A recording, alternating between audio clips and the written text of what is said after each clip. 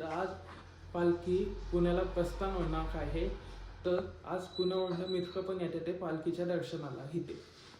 तर बघू, त्यांना पण भेटू आणि पहिले सिम्बाला राऊंड मारून आणू. सिम्बा बसला इथं पट्टा घेऊन. ओके, चला गाईज, आपण जाऊ पालखीच्या दर्शनाला. बघू पुढे काय काय होते काय नाही. Stay tune.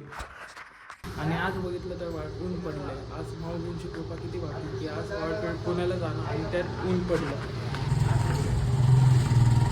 सिम्बा आणि मम्मीला बाय बोलून आम्ही निघालो पालखी दर्शनाला. आता इथं काय बोलायचं ते सुचत नव्हतं, तर मम्मीला म्हणलो तूच बोल. इंद्रायणीला एवढं पाणी आलेलं असताना आता प्रश्न पडला की आता पालखी निघणार कशी.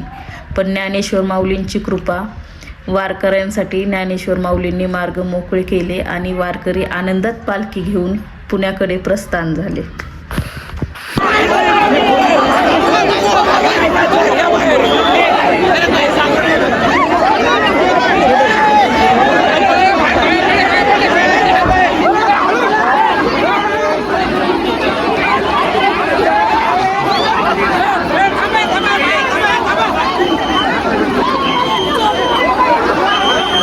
तर पालखीचं प्रस्थान पुण्याकडे झालेला आहे.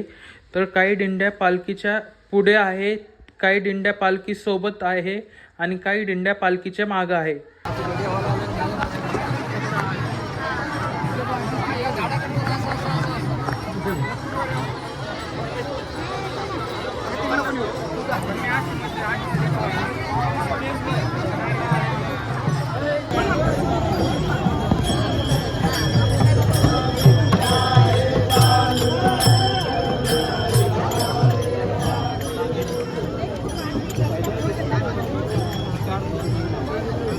अशी तर वारी घडत नाही. तर माझे मित्रही आळंदी ते पुणे वारी पालखीसोबत करणार आहे. मित्रांना बाय बोलून पप्पा बोलले नाश्ता करायचा का. मी हो बोललो. तर आम्ही नाश्ता करायला आलो.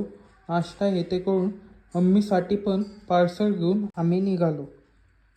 मॅगझिन चौकातनं पालखी पुढे गेली असतानाही अजून आहे तेवढीच गर्दी आहे.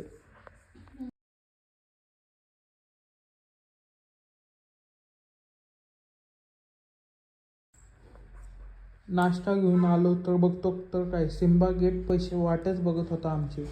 तर सिम्बा आमच्या अंगावर उड्या मारत होता, म्हणून सिम्बाला वॉकिंगला घेऊन गेलो. बघतो तर काय, चिकू पण बाहेर खेळत होता आणि सिम्बाही लांबनं त्याला बघून खुश झाला आणि दोघंही एकमेकांना पाहून खुश झाले. आजचा हा ब्लॉग इथेच एंड करतो. तर भेटू आपण पुढच्या ब्लॉगमध्ये. Okay, bye, stay tune.